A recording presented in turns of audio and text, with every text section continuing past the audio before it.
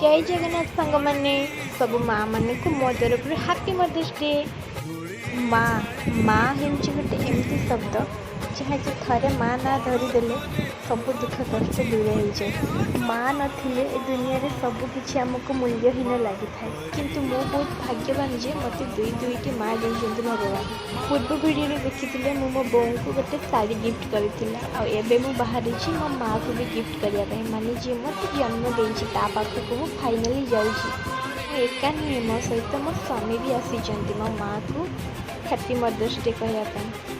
मो माँ के शाढ़ीटा केमती लगी समस्त कमेंट कहे। गोटे कथा जानते सांग मैंने मो माँ ना रसगोल्ला खायापी बहुत भल पाए से मुसला बेले रसगोल्ला नहीं आसी आम रसगोल्ला खाई मदर्स डे सेलिब्रेशन कलु।